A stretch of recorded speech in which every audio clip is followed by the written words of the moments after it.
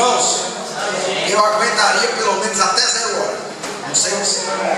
Com a graça de Deus, dá para chegar lá. O dia que acontecer isso, vai mudar a história da igreja do Rio. Sem dúvida. Ele vai começar a orar até pelo menos meia-noite. Vai mudar a história da igreja. Nesse vídeo, não tem cão que fique de pé. Não tem enfermidade que não saia dos corpos. Não tem um fio que ele não se torna uma tocha acesa na mão de Deus. Não é verdade? Não tem o pecado que não sai do nosso meio. Glória a Deus. Deus é fiel. Louvado seja o nome do Senhor. Vamos louvar o Senhor com o hino da harpa, porque Jesus é bom e Ele está presente, irmão. Glória. Amém? Aleluia, glória, glória. Pastor Isaac, no seu hino, por favor. E depois as irmãs já apresentam o louvor. Vamos apresentar aqui. Tem dois nobres aqui nessa noite. Prazer. Fique de pé, pastor Léo, por favor. Está o pastor Léo e está o pastor Gilcinho. Quando o pastor Léo está, o Gilcinho está, tá? Ele é o César do pastor Léo. Eu sigo ele. Eu sigo ele. Então, me servou. Ele é minha bênção. Maravilha. Como vão receber esse do céu do Senhor, irmãos? Sejam bem-vindos em nome de Jesus e voltem sempre. A paz do Senhor, igreja. Amém. Louvar a Deus com o hino 322.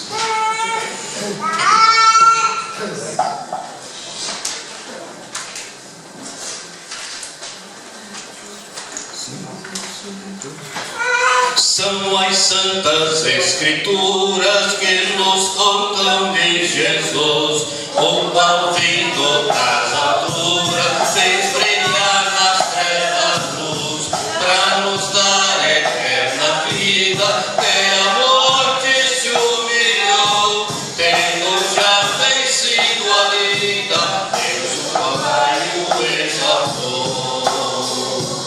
Nunca mais vai ser ouvido outro ponto de amor que condenar o perdido e rebelde pecador, como o santo evangelho que nos fala de perdão e transforma o homem velho numa nova criação.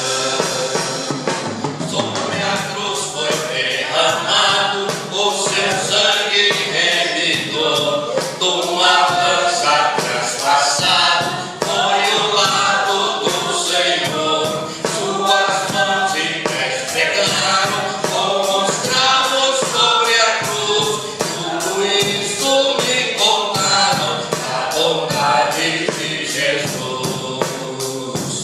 Nunca mais vai ser ouvido outro conto de amor que converta o perdido e rebelde pecador, como o santo evangelho que nos fala de perdão e transforma o homem velho numa nova criação. Quero continuar ouvindo a história do Senhor, salvação construindo deste ponto de amor, do juízo foi liberto, a condenação da dor, pela Bíblia estou bem certo que Jesus é o Salvador. Nunca mais vai ser ouvido outro ponto de amor que converta o perdido e rebelde pecador, como o santo evangelho que nos fala de perdão e transforma o homem velho numa nova criação. Glória a Deus. Glória a Deus. Glória.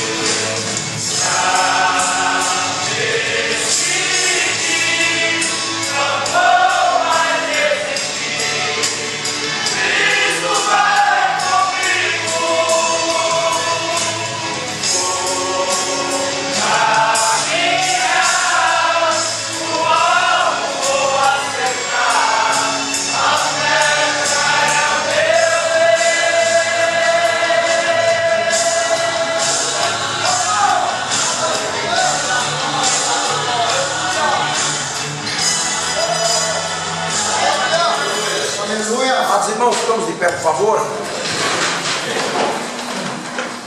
Vamos ouvir a palavra de Deus com o nosso pastor Nelson. Prazer receber nessa noite. Por isso.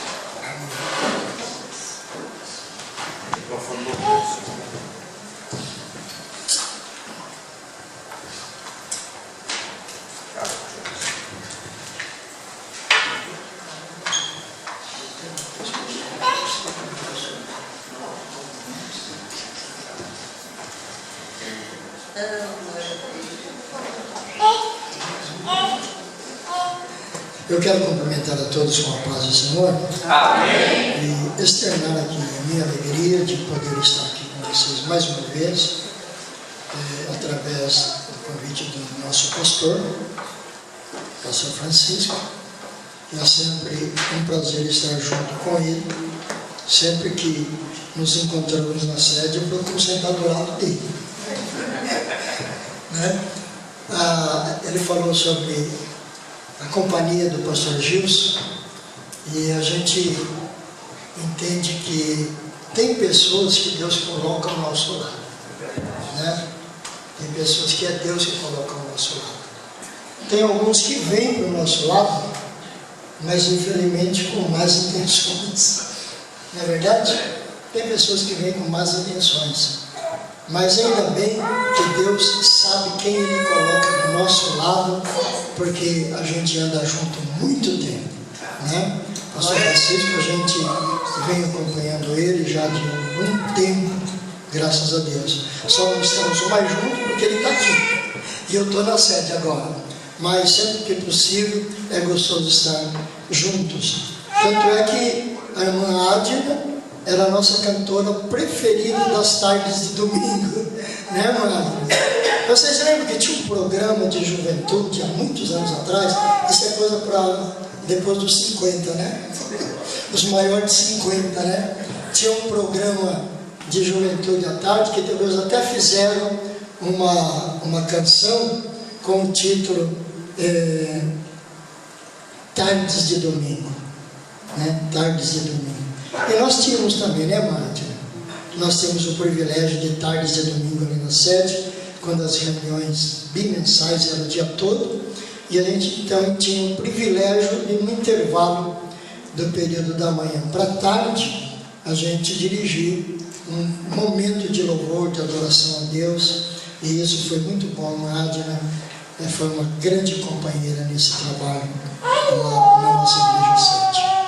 Baseado naquilo que me foi proposto, eu gosto de ser fiel ao tema escolhido pelos irmãos para esse propósito de oração, que buscando a face de Deus, nós o encontraremos, né? Então, fazer menção do versículo 13 para fundamentar aquilo que Deus tem proposto a falar conosco nesta noite. Se você tiver com a sua Bíblia aberta, eu te convido, eu leio uma vez e a igreja repete, por favor, o mesmo verso, que vai dizer: e buscar-me-eis e me achareis, quando me buscardes de todo o vosso coração. Repitam isso. E buscar-me-eis e me achareis, quando me buscardes de todo o vosso coração. Amém. Pode se sentar. Glória a Deus. Aleluia. Quando o pastor Gilson me passou esse tema escolhido pelos irmãos, isso incomodou o meu coração, porque se tem uma coisa, pastor e presbíteros da igreja, pastores, que às vezes deixa a gente triste, é que a gente promove um trabalho, né? Quer seja das irmãs de mocidade, de adolescentes, de crianças, né? Ou um propósito desse de oração, e o Espírito Santo dá uma direção, dá um tema, né? E a gente convida, principalmente festividades, as irmãs estão experimentadas nisso, e jovens também, adolescentes, que escolhe esse tema, vai tratar os pregadores, né? E muitas vezes é com um bom tempo de antecedência. E passa o tempo, e o abençoado chega aqui no púlpito e diz assim: o tema que vocês escolheram é lindo, é especial, é isso, é aquilo, outro, mas eu estava vindo e Deus me deu outro tema. E infelizmente, se ele vier com DVD para vender, que antigamente era as fitas cassete, né? Se ele vier com DVD ou com um CD, que você comprar, você vai ouvir a mesma mensagem que foi pregada lá.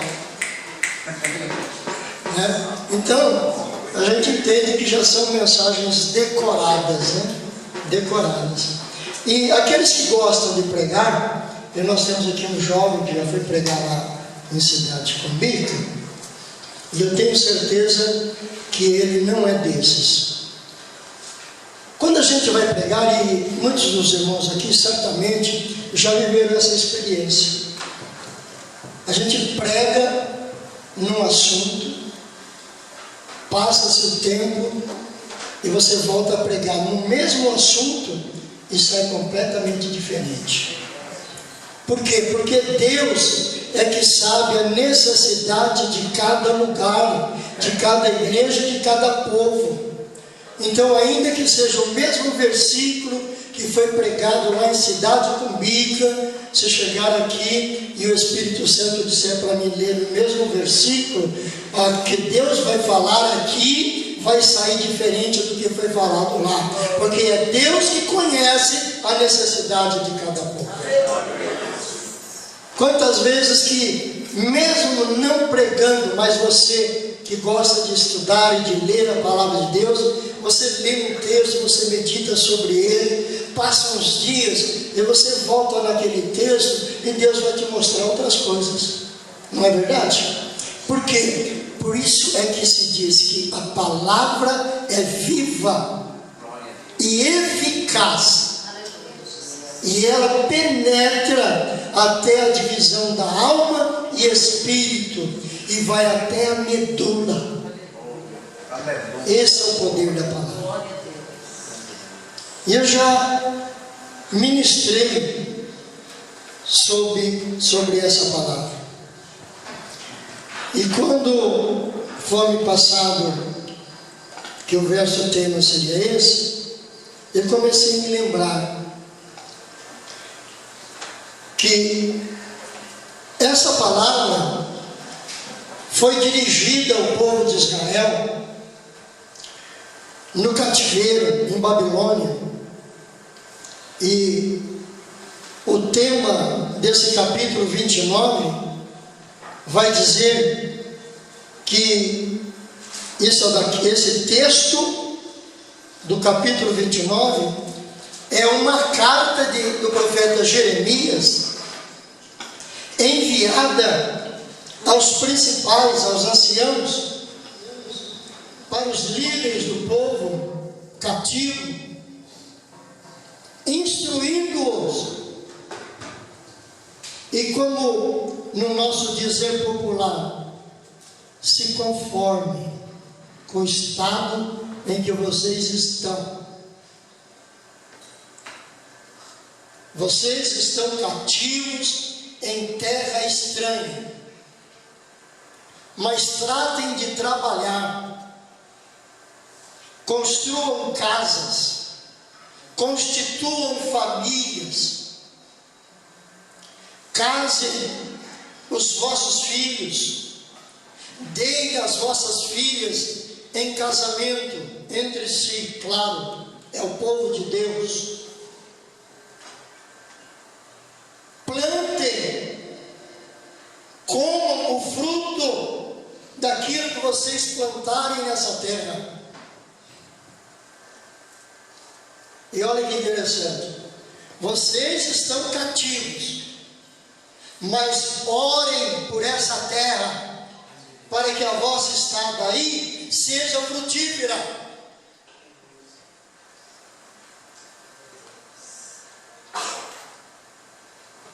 E por fim vem esse aconselhamento que é o propósito dessa igreja nesse mês de oração. E busquem-me, que vocês me acharão, mesmo aí no cativeiro, mesmo nas perseguições, mesmo nas lutas, mesmo nas provações. Se vocês me buscarem, vocês me encontrarão. Mas tem um detalhe importante: não é me buscar só no momento da tristeza, da angústia, da provação. Não, é me buscar de todo o coração. Aleluia. É me buscar de todo o vosso coração. E o que é isso, buscar de todo o coração? Nós estamos vivendo um tempo que muita gente diz que está buscando ao Senhor, mas não é de coração, não é de todo o coração. Exemplo disso é que nós estamos vivendo em cada uma das nossas igrejas.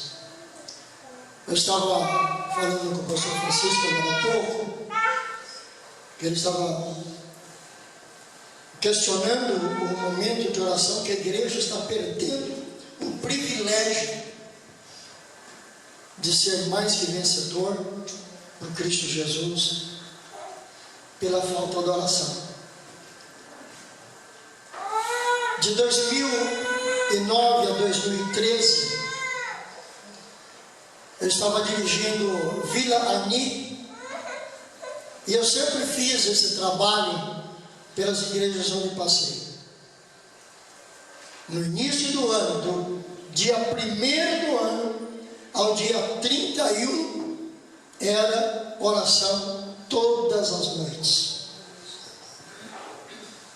E eu estou citando Vila Ani, porque eu saí de lá em 2014, e depois disso eu continuei aplicando esse mesmo propósito de orar todo o mês de janeiro, mas eu fui sentindo a diferença. Na Vila Ani, todos os 31 dias de janeiro era a igreja lotada. O grupo das irmãs em peso, o grupo de jovens, de adolescentes e até crianças, o corpo de obreiros, com exceção, claro, daqueles que trabalhavam por turnos, né, e têm que cumprir o seu dever, mas a maioria junto na oração. Lá nós tínhamos uma grande banda de música, os músicos em peso, todas as noites. O conjunto também em peso, todas as noites. E Deus operava milagres extraordinários. Tinha irmãs casadas que não conseguiam engravidar. Depois do mês de janeiro, passado 9 meses, tome fazer a apresentação de crianças. Gente que estava desempregado. Daqui a pouco, pastor, eu gostaria de dar um testemunho. Deus abriu porta de trabalho. Aleluia. Jovens que terminavam o colegial, fazia um cursinho pré-vestibular e dizia: eu não vou conseguir uma faculdade paga, e a pública é muito concorrida. E eu dizia: oração resolve tudo. E depois tinha gente testificando: pastor, passei na USP, passei na Unicamp, eu vou ter que ir para Campinas estudar, mas passei na Unicamp, que é uma das universidades mais concorridas do nosso estado. Por isso que quando Deus manda aquela mensagem através da carta de Jeremias, Ele vai dizer: busquem-me e me achareis. Busquem-me e me achareis. Que é buscar ao Senhor? É uma constante vida de oração. É uma constante vida de leitura da palavra de Deus. É uma constante vida de cumprir o mandamento da palavra de Deus. Porque lá nas empresas onde nós somos colocados para trabalhar, nós somos colocados lá para um propósito. Não é só para nós ganharmos o nosso salário, sustermos a nossa família. Não. Mas é para nós sermos instrumento de Deus lá. É o que Deus estava dizendo para eles: eu coloquei vocês aí por causa da rebeldia de vocês, mas aí vocês têm que crescer, vocês têm que se multiplicar, vocês têm que trabalhar, vocês têm que plantar, comer do fruto que plantarem, e aí também darem testemunho do Deus que vocês estão a favor e debaixo da direção dele. Glória a Deus. Glória a Deus. Eu trabalhei por 11 anos no PROCON aqui de Guarulhos. Eu fui coordenador do PROCON da regional do Jardim São João. Eu trabalhei por 11 anos ali.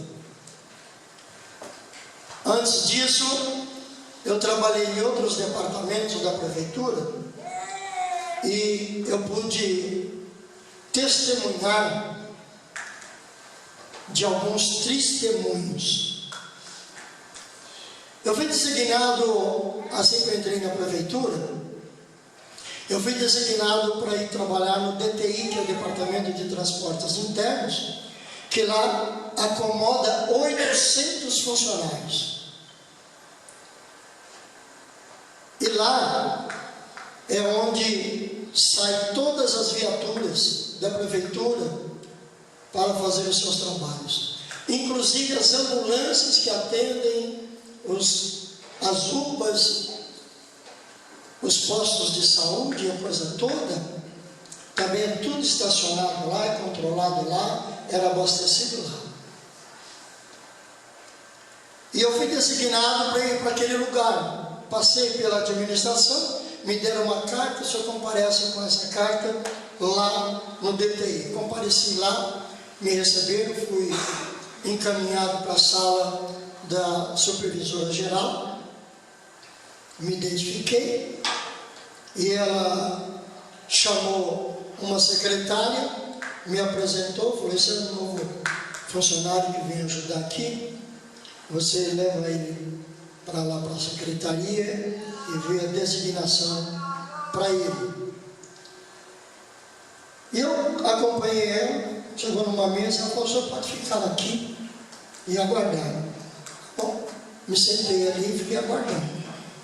Eu cheguei lá por volta de umas 8h30, aí deu 20 para as 9, 15 para as 9, 10 para as 9, 9 horas e nada, e eu incomodado. Aí eu me levantei, fui até a mesa da secretária. Eu disse: licença, desculpa incomodar, mas você já designou para onde eu vou, o que eu vou fazer? E ela disse: o senhor aguarda mais um pouco, a gente está vendo aonde colocar o senhor. Aí deu 10 horas, passou a hora do almoço. Não, você pode almoçar. Depois do almoço a gente resolve. Aí eu voltei do almoço e vou ficar sentado lá de novo. Aí eu perguntei para ela: e aí, onde que eu vou, o que eu vou fazer? Ela falou: eu sei que o senhor é um pastor, né? Eu falei: pela misericórdia de Deus. Eu falo o seguinte, vai ler na sua Bíblia, a sua lição da escola dominical, aí enquanto a gente ajusta. Eu disse para ela, me desculpe, mas o meu devocional, leitura da Bíblia, preparação da escola bíblica dominical, isso eu faço na minha casa. Aqui, eu estou aqui para servir a prefeitura, para trabalhar.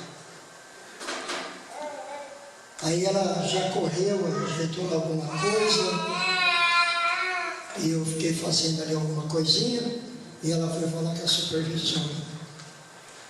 Aí a supervisora chamou outra chefe de outro departamento, que estava lá com uma deficiência de pessoal, e eu fui encaminhado para o expediente. O que é o expediente? O expediente é a porta de entrada de todos os procedimentos, assim como também saída de todas as determinações. E lá tinha a chefe do expediente e 2 funcionários. Um dos funcionários era um motorista que, por motivo de acidente, então ele teve que ser escalado para outra coisa, que ele não podia mais dirigir. Então ele foi escalado para ajudar no expediente. E outro funcionário também, que era um outro empresário de setor. Aí me colocaram sentado ali para me acompanhar esse motorista, né? Ele lá fazendo as coisas, e a gente já com formação, eu tinha já gerenciado departamentos, eu fui gerente de departamento, e aqui eu vou revelar a minha idade para alguns que são abaixo de 50. Das lojas MAP, né? Que era o shopping center de nós antigos, né? Não existia. Então, o MAP era uma loja de departamento que tinha 14 andares naquele prédio da Praça Ramos de Azevedo, em frente ao Teatro Municipal, né? Tá vendo? Aí. Então, cada andar era um setor, tinha brinquedo, tinha roupa, tinha eletrodoméstico, tinha de tudo. Tinha venda até de veículo lá. E eu fui gerente do departamento do Arquivo Geral para organizar todo o Arquivo Geral para começar a implantação de controle através da informática que estava chegando dos Estados Unidos, aqueles computadores que eles eram da altura desse pé direito aqui, ó. E aí a gente tinha que pegar toda aquela papelada velha, né, para digitalizar aquilo tudo, para criar um sistema de controle. Então a gente tinha um pouco de bagagem. Aí eu vi aquele moço se atrapalhando todo com as coisas. Aí eu falei para ele, escuta, mas isso aqui não pode ser feito assim? Ele falou assim, eu não sei, porque me ensinaram assim, disse que era para fazer assim, né? Eu disse, mas assim vai ficar mais fácil, e mais rápido, e melhor de controlar. Porque a gente controlava a entrada das viaturas e a saída. A gente controlava a entrada dos funcionários e as saídas. E era uma balbúrdia. Era uma balbúrdia. Porque, infelizmente, me desculpe se tiver aqui algum funcionário público, mas você deve ter convivido com isso também, né? E a gente, como funcionário público, a gente era taxado de forgado. Porque tinha gente que ia, marcava um cartão e depois sumia, né? E depois sumia. E eu fui colocado nesse lugar. Aí a gente foi organizando. Aí ele falou, mas eu não posso alterar porque me ensinaram assim. Eu acho que não pode. Aí ele foi falar com a chefia. Com a chefe, era uma senhora. Foi falar com ela.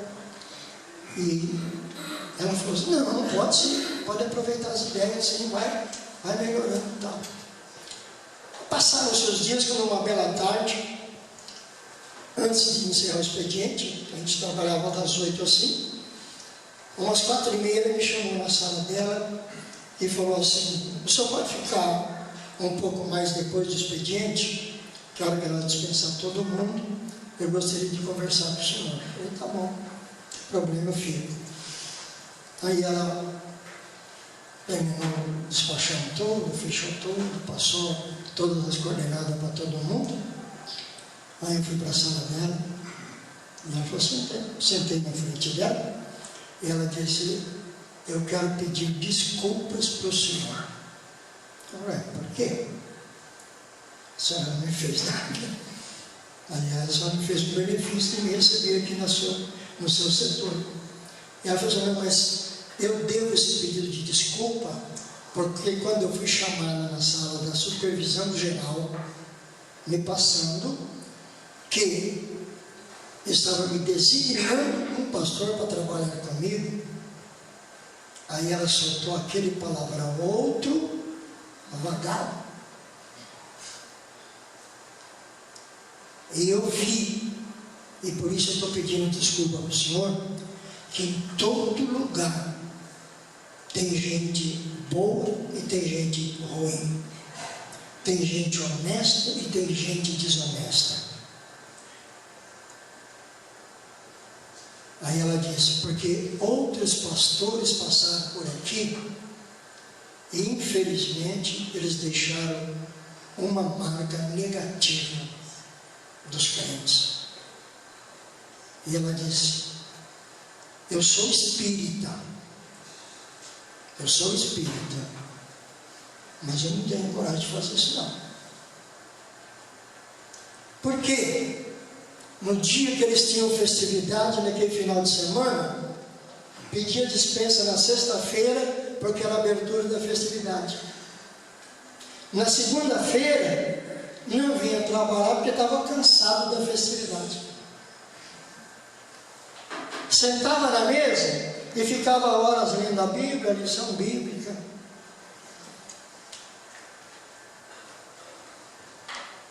E por certo, essa carta dirigida aos cativos da Babilônia foi para abrir os olhos dele, que eles estavam lá como cativos, mas para dar testemunho do seu Deus. Para dar testemunho do seu Deus. Eu aproveito aqui para dizer uma primeira lição que eu aprendo com isso. Se nós estivermos em provação, não importa, vamos continuar dando testemunho do nosso Deus. Se estivermos passando por dificuldades, vamos continuar dando testemunho do nosso Deus. Isso é estar buscando ao Senhor e dando testemunho do Senhor. É uma vida de oração, é orando pelo patrão. Ah, esse chefe é ruim, esse patrão é ruim. Ore por ele. Glória a Deus. Evangelize ele. Mude, já dizia lá no século passado, séculos passados. Evangelize sempre. Se necessário, diga alguma coisa. O que ele queria dizer com isso? Evangelize com a tua pessoa, com o teu testemunho, um trabalho honesto, digno. Cumpra o teu horário.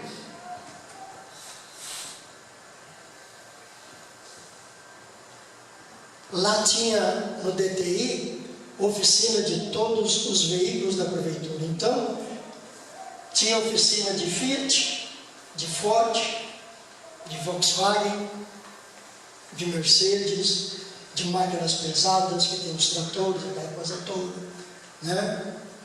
Tinha oficina de todas as qualidades lá. Mecânicos especialistas de todas essas marcas. O almoxarifado equipado com peças de todas essas marcas para substituições necessárias. Aí um dia a supervisora me chamou na sala dela, pediu para mim, a chefe: pede para o pastor dar um pulo aqui. E eu fui na sala dela e ela pediu, então, eu sei que o senhor foi gerente de empresas, diretor de departamentos, essa coisa toda, e eu preciso da sua ajuda. Eu estou com um problema aqui seríssimo. Sobe peças aqui e eu não sei como controlar isso. A chefia não consegue. O senhor pode me dar uma ideia? A entrada lá, o portão, acho que era o portão de entrada, acho que era essa largura toda aqui. Que entrava carro pequeno, eles só fizeram pedindo para que os carros entrassem por lá e depois saíssem por aqui, pela outra metade do portão. Então, entrava carro, entrava caminhão, entrava ambulância, entrava trator, e por aqui também saía ambulância, trator, caminhão, saía tudo.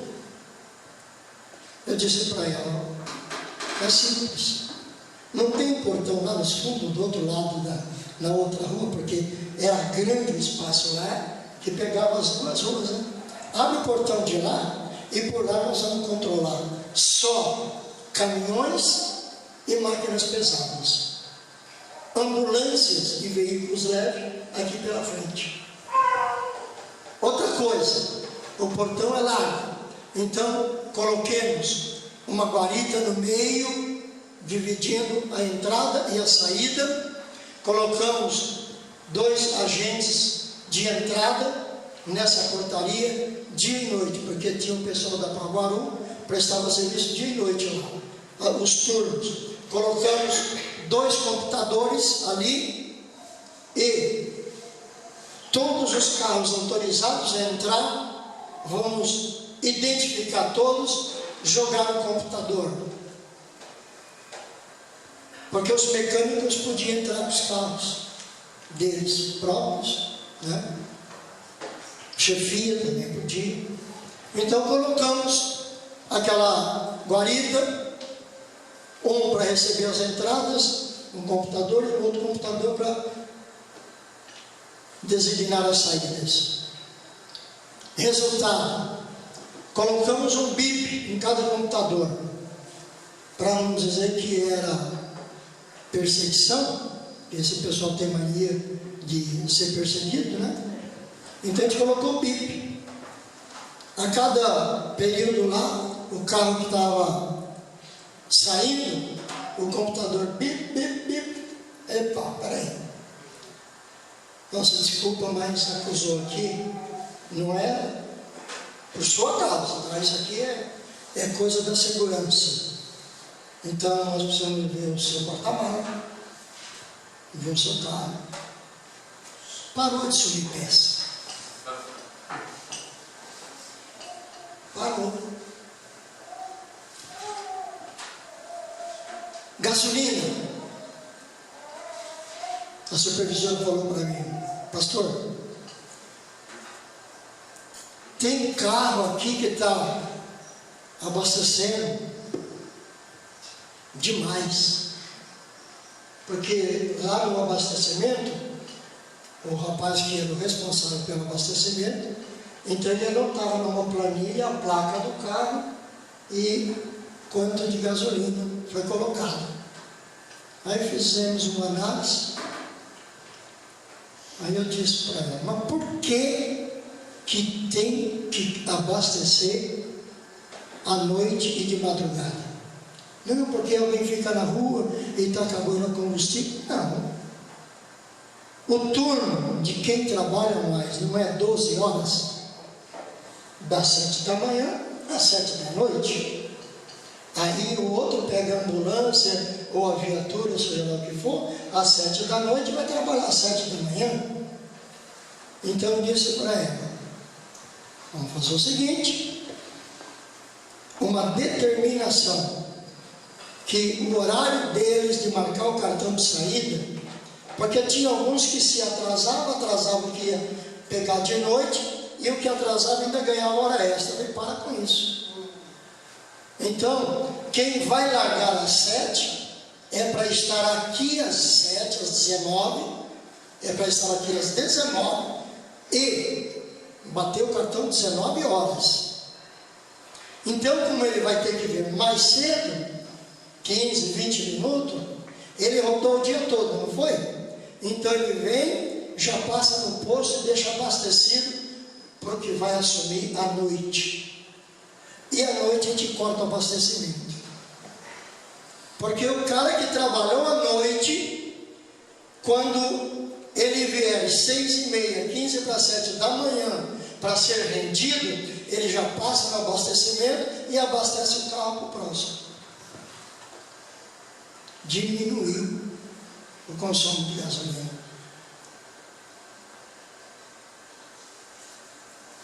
Para a glória de Deus, e eu estou te contando isso para vocês, quando eu saí daquele departamento e aí me convidaram para ir para o PROCON, para assumir a coordenação em São João, a supervisora falou para mim: pastor, eu lamento muito ter que abrir mão do Senhor,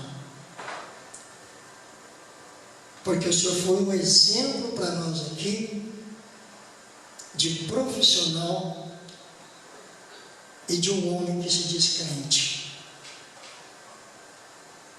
Porque infelizmente, alguns crentes que passaram por aqui deixaram uma marca muito ruim, muito ruim. Irmãos, buscar a face do Senhor é honrá-lo, é honrá-lo. Muitas vezes alguém fica pensando: como eu gostaria de ver a face do Senhor. Você vai ver, mas você tem que ser fiel aqui, porque enquanto nós estivermos aqui, nós não vamos conseguir ver a face dele, não. Moisés até quis ver, lembra? Moisés Senhor, deixa eu ver a sua face. E ele disse: Moisés, nenhum homem pode me ver, porque a hora que me vê morre, por causa da glória dele. Mas você, Moisés, eu vou fazer o seguinte com você: você fica aqui entre essas duas penhas, essas duas pedras, essas duas rochas, e eu vou passar rapidinho aqui. Você não vai ver a minha face, mas você vai ver que eu estou presente.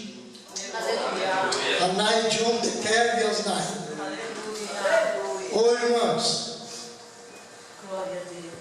quanta gente pode ver Deus através de mim, através de você, através de nós, por uma vida de oração, por uma vida de exemplo, por uma vida de temor, por uma vida de obediência, por uma vida de compromisso com essa palavra. Com essa palavra. Mas muitas vezes desonramos aquele que nos lidera, não os respeitamos, não damos satisfação. Eu sou de um tempo, irmãos, eu sou de um tempo também, como alguns provavelmente aqui o sejam, que no dia da ceia o diácono ficava na porta, da frente era fechada, lembra? O diácono ficava na porta lateral, seu cartão de membro. Se você não tivesse o cartão de membro, você não entrava. Hoje se entra de qualquer jeito, sai de qualquer maneira, fala o que bem entende. Mas o sangue de Jesus tem poder para nos purificar de todo pecado. De todo pecado. Moisés, ele havia contemplado a presença de Deus na sarça ardente. Ele ficou tão impactado que ele queria ver o Senhor. Por isso ele pediu para ver a face do Senhor. E o Senhor disse: não, a minha face você não pode ver, porque o homem, se me ver, morre. O homem no seu estado natural não vai resistir à minha glória, mas eu posso te deixar ver a minha presença. Ele deixou ver a presença dele. Se nós buscarmos o Senhor, nós não iremos ver a face dele, mas nós iremos ter a presença dele na nossa vida.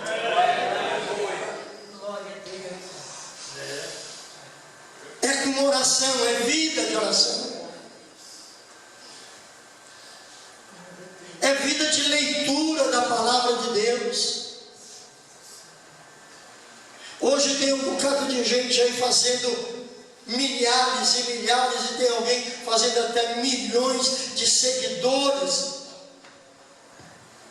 postando TikTok de mensagenzinhas, água com açúcar, promessas que nunca serão cumpridas, porque não foi Deus que fez.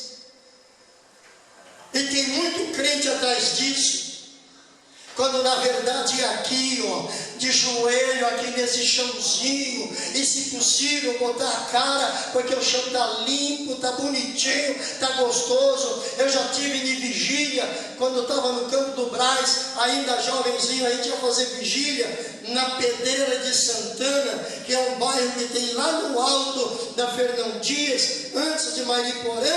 A gente ia fazer vigília lá. Sabe como que era lá? Era um barraco de madeira, com os bancos de madeira tosca, não era lixado, não era invernizado não, e o chão era chão de terra batido naquele tempo. Depois é que se colocou uns tijolos, e depois se acimentou, e depois passou um vermelhão, mas a gente punha a cara, era na terra, era no pó, e Deus curava, batizava com o Espírito Santo.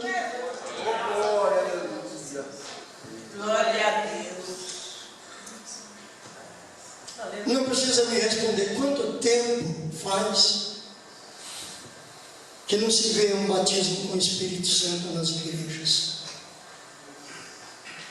Quanto tempo faz que nós não vemos um paralítico levantar da cadeira de roda ou largar as muletas e sair andando?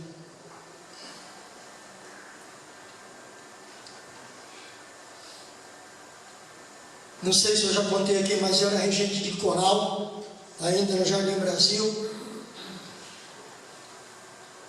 E antes de ensaiar, era meia hora de oração de joelhos. Depois levantávamos e eu ministrava uma palavra de reflexão para o coral.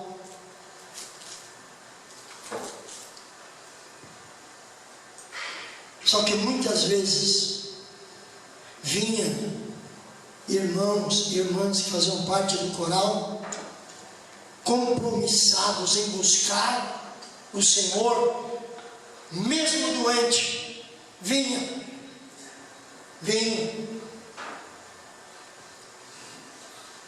E uma irmãzinha estava lá, sentada, ela estava no contralto, era o segundo banco dos contraltos. Você lembra disso? Primeiro banco soprano, segundo banco corais, contraltos, terceiro banco tenores e o quarto banco os baixos. E ela estava lá sentadinha no segundo banco. E eu estou aqui passando o hino do soprano, a voz do soprano, e ela lá se contorcendo de dor. Aí eu parei o ensaio e disse: irmãos, vamos orar pela irmã, ela não está se sentindo bem ali. Chamamos ela na frente, o coral todo impôs as mãos, a gente impôs as mãos e oramos. Eu estava com as mãos sobre a cabeça dela, aí eu só senti que a cabeça saiu de debaixo da minha mão. Aí eu olhei, ela saiu correndo pela porta lateral. Aí eu chamei uma irmã e disse: acompanha ela. E a irmã acompanhou ela no banheiro. Quando ela chegou lá, a porta não deu tempo nem dela fechar a porta, ela estava com a porta aberta mesmo, mas ela estava curvada e vomitando. Aí a irmã foi olhar o que ela estava vomitando, aí estava aquela bola preta, horrível assim, aquela coisa esquisita. Era um câncer. Oh, alabaxu. Aleluia. Deus mudou? Deus não mudou, irmãos. Ele é o mesmo ontem, hoje e eternamente. As suas mãos continuam estendidas sobre a sua igreja. O que está faltando é a igreja do primeiro amor. É a igreja do primeiro amor. Hoje, lamentavelmente, muitas vezes até nós mesmos no púlpito, muitas vezes chegamos e alguém desvia a nossa atenção, quer relatar um problema, quer falar alguma coisa, mas o certo, sabe qual que é? É chegar aqui de joelhos até a hora de começar o culto. E muitas vezes alguém vem aqui e perguntar: pastor, eu preciso dar uma palavrinha para o senhor. Depois do culto a gente fala. Mas agora não, agora nós vamos buscar o Senhor. Porque eu fiz isso muitas vezes. Alguém mandava me chamar no púlpito, o diácono vinha: pastor, tem alguém querendo falar com o senhor. Não, fala para ele que depois do culto a gente fala. Aí depois do culto eu procurava a pessoa: e aí, o que o irmão precisa de mim? Não, pastor, Deus já falou comigo, está resolvido. Tem coisa melhor do que isso? Buscar-me-eis e me achareis. É só buscar. É só buscar.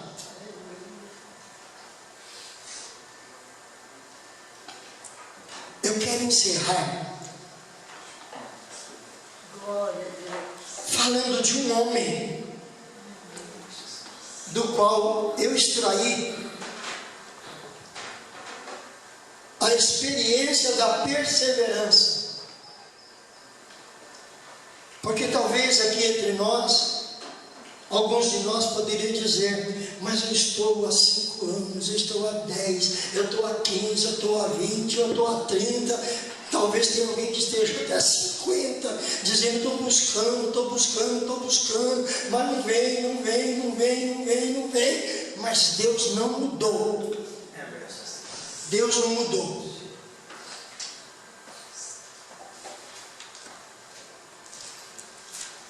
Vocês se lembram do paralítico do tanque de Betesda? Diz o texto que ele estava há quantos anos? Quantos?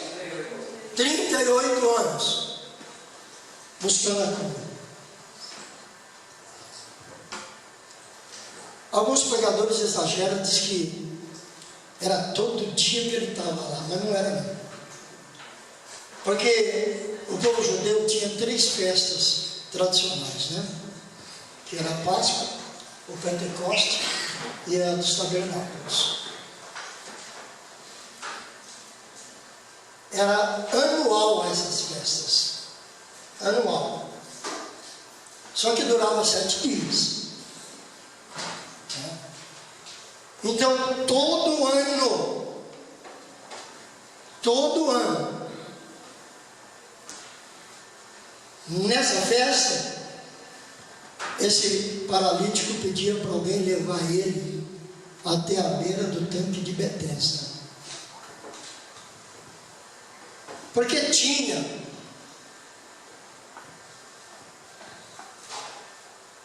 aquela expectativa de que o anjo descia naquele tanque, né? Movia as águas, e o primeiro que entrasse seria curado. Eu não vou me ater ao que alguém diz, mas alguns historiadores dizem que, na verdade, o anjo não descia. Foi um mito que criaram. E pela fé, alguém recebia a cura, né? Alguém recebia a cura. Porque anjo cura, anjo batiza com o Espírito Santo, anjo anjos, na verdade, são ministros de Deus para ajudar aqueles a quem foi dada a salvação. Mas ele não cura, ele não batiza com o Espírito Santo. Ele é enviado, sim, para dar livramento. Ele é enviado para dar alguns livramentos, sim. Eu sou testemunha disso e já vivi alguns livramentos da parte de Deus. Porque antes de Jesus vir, ser morto, crucificado, ressuscitar, ir aos céus, mandar o Consolador, o próprio Senhor Jesus vinha como anjo, teofanicamente.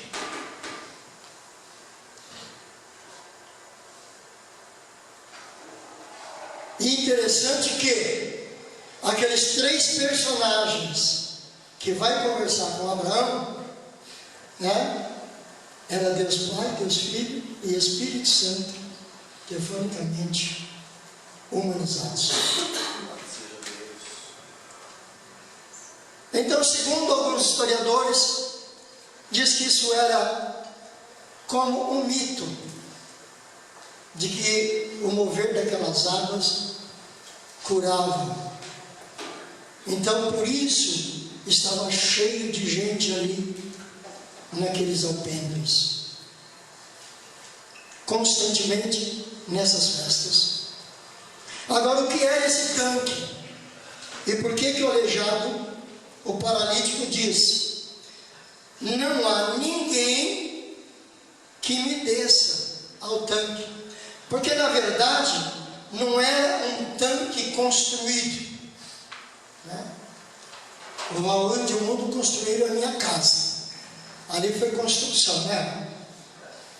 Mas aquele tanque não era construído, era uma formação na própria rocha, na pedra, por causa das águas que vinham de minas fortíssimas, e cavou, fez aquela cavidade ali, e para descer ali eram degraus de pedra que se descia até onde estava aquele acúmulo de água que eles chamaram de tanque.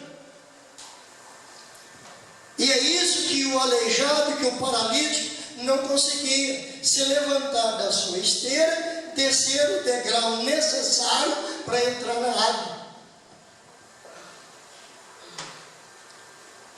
Mas o que me chama a atenção nele é a persistência. Porque sei lá com quantos anos começaram a levar ele lá. Vamos dizer que foi na adolescência, a partir dos 12, né? Ó, nós vamos te levar lá, você vai? Vou. Ninguém ligou para ele. Ficou lá os 7 dias da festa, esperando que alguém fizesse isso por ele, esperando que a água fosse movida, né? Terminou a festa, quem levou ele vai buscar e traz para casa. E pergunta para ele: você vai querer ir ano que vem? Vou. Ele foi no 13º, ele foi no 20º, ele foi no 25º, ele foi no 30º, ele foi no 35º, quando ele foi no 37º, aí falaram para: rapaz, desista. Até agora nada, para, esquece isso, não acredita mais nisso não. Mas ele falou: ano que vem ele está aqui de novo. Naquele ano, oh aleluia, naquele ano, o primeiro verso diz assim: depois disto havia uma festa entre os judeus, João 5:1, e Jesus subiu a Jerusalém.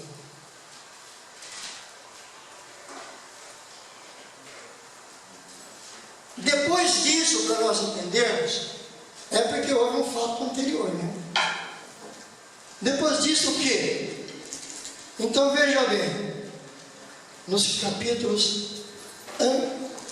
superiores.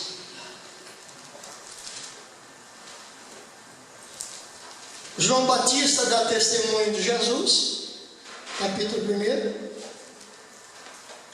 Capítulo 2, ele vai para aquele casamento em Caná da Galileia, opera o primeiro milagre.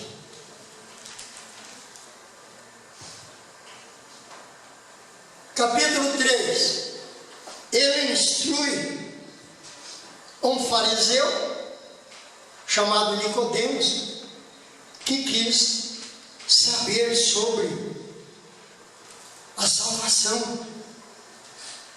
Jesus instrui ele.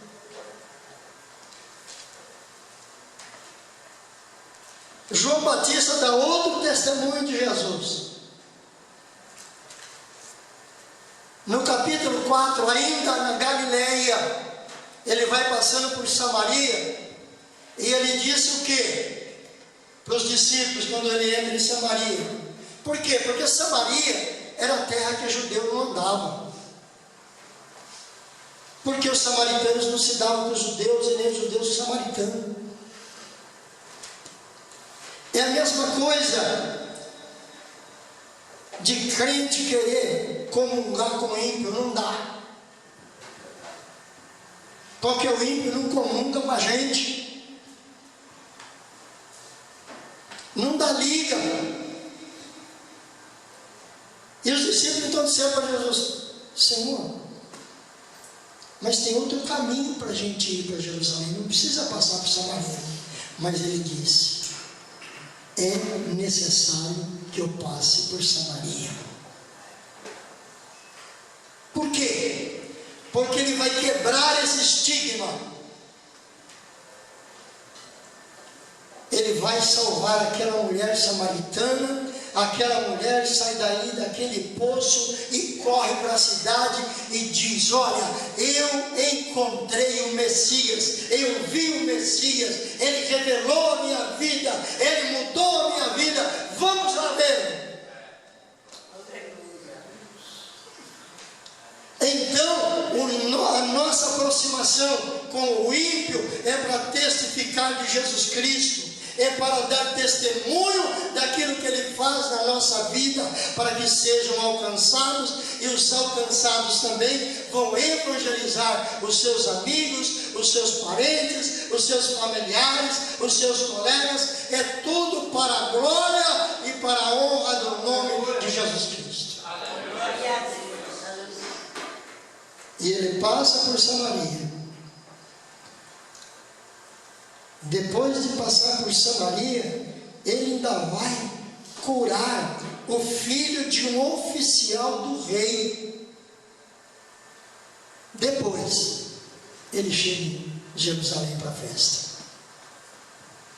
E eu fico imaginando Jesus chegando nos arredores de Jerusalém, e ele vai entrar justamente por que lado? Olha o que diz no segundo versículo aí, do capítulo 5 de João. Ele vai entrar pela porta das ovelhas.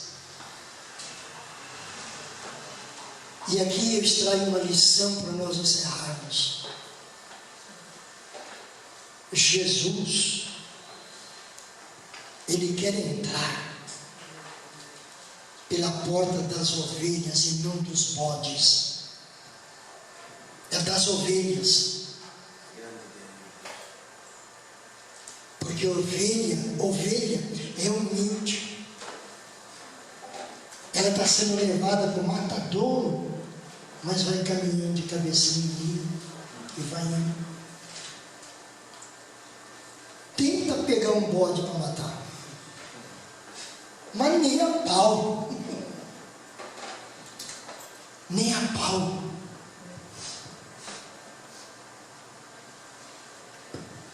Nós somos ovelhas. Ele é o nosso pastor. Então ele vai entrar e dar esse exemplo aos seus discípulos. Ele vai entrar pela porta das ovelhas. E ali, bem na entrada da porta das ovelhas, vai estar o tanque de Betesda. E ele vai passar pelo tanque de Betesda.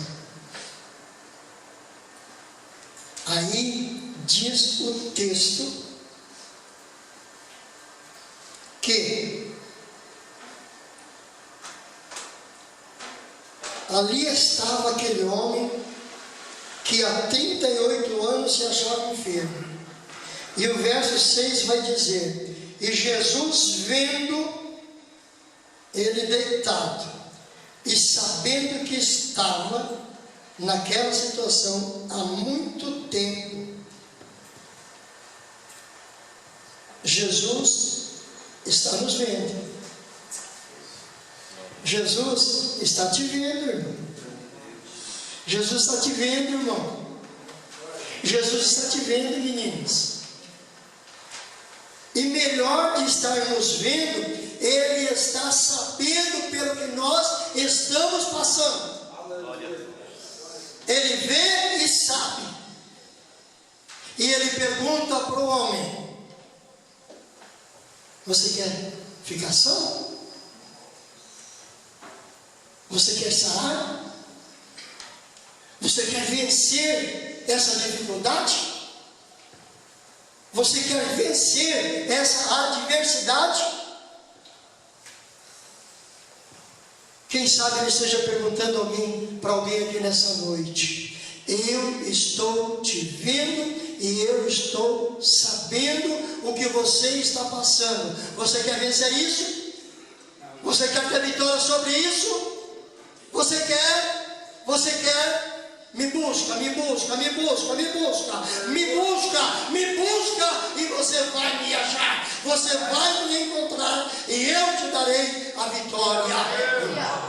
Aleluia, glória a Deus. Está chegando a hora de partir. Prepara-te, ó igreja, para subir. Vigia sempre firme em oração. Aleluia. De real consagração. Jesus em breve vem do céu. Em glória, majestade e poder. Medita, ó igreja de Jesus, ele é glorioso há de ser. Amém? Que Deus nos ajude a estarmos buscando a face do Senhor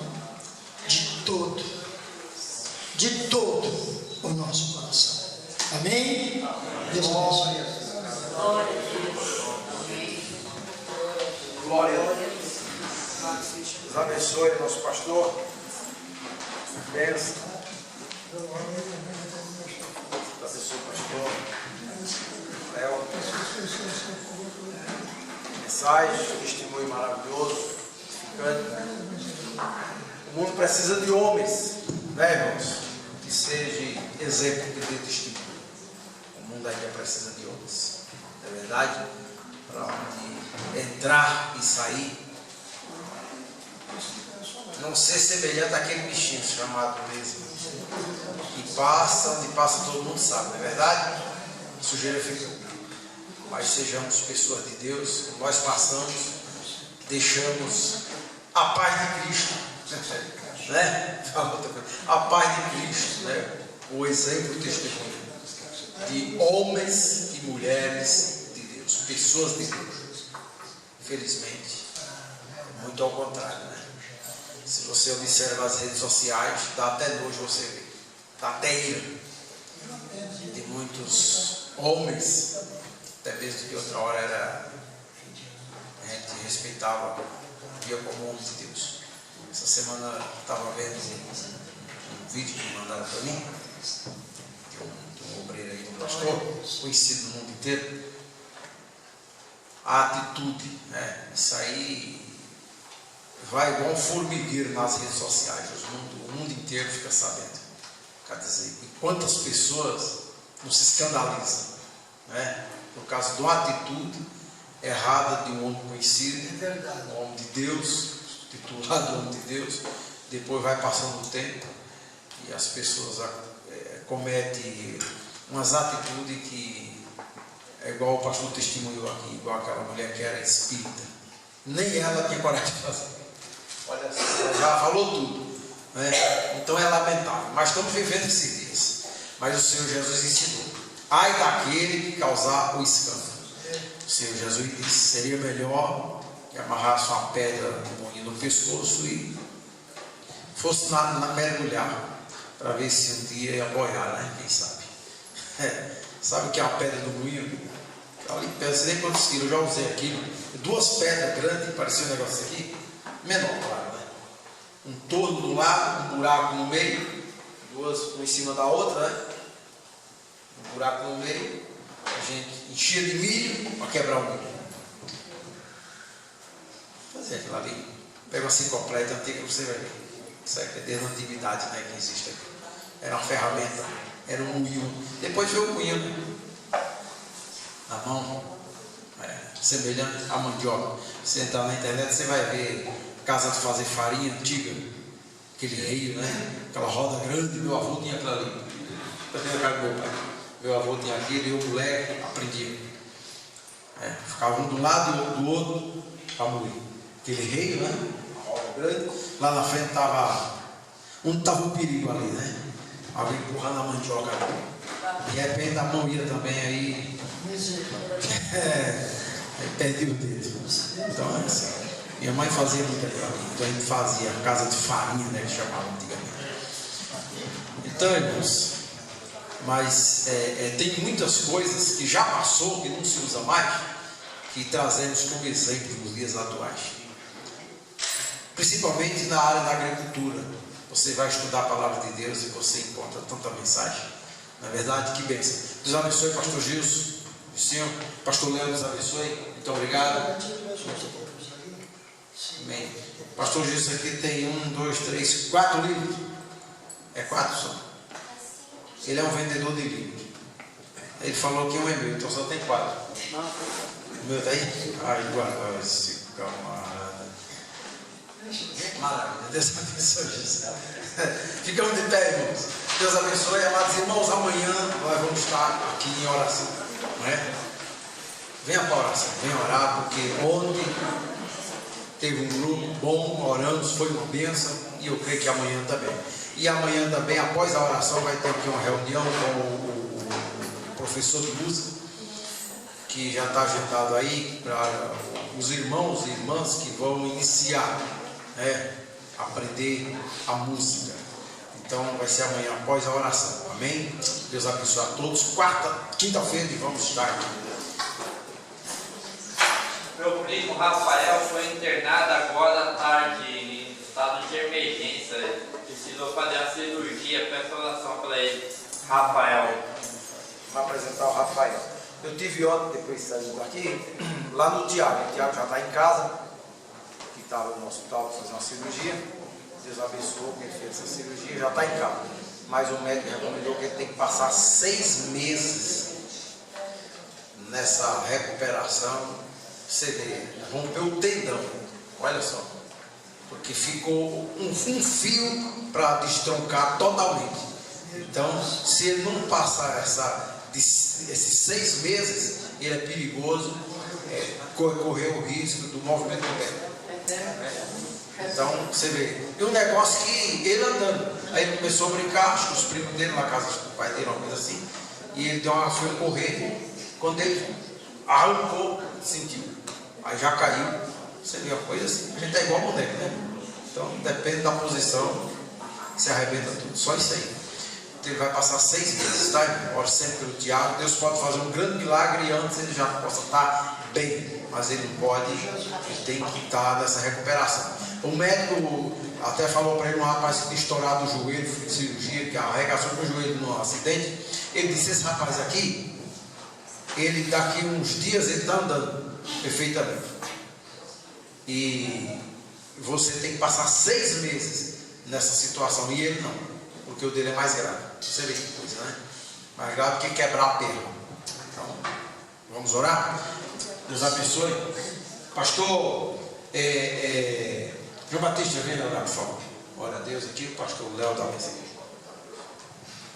Saúde os irmãos com a paz do Senhor. Amém. Senhor nosso Deus e Pai, nessa noite, com a tua palavra, Deus amado, que falou direto com o nosso coração, Senhor. Convidando nossos irmãos de Deus sobre a tua igreja, protegendo, guardando, Deus amado, e nos incentivando a cada dia, meu Deus, a permanecer na tua presença, Pai. A buscar, meu Deus amado, aquilo, meu Deus amado, que o nosso coração almeja, Senhor. Quero obrigado, Senhor, por essa noite, Pai amado, e fazer presença glorificada, Senhor amado, e nós temos a glória. Eu peço, Pai, te agradeço, Pai, em nome de Jesus, Pai. Em nome de Jesus, amém e amém. Amém. Glória a Deus. Que diremos, pois, essas coisas? Se Deus é por nós, tudo posso. E a vitória é nossa. Que a graça do nosso Senhor e Salvador Jesus Cristo, que o grande amor de Deus, nosso Pai Celestial, que a comunhão e as doces consolações do Espírito Santo seja sobre a sua igreja e sobre ela permaneça, hoje e sempre, todos dizem amém. Deus abençoe a todos, em nome de Jesus.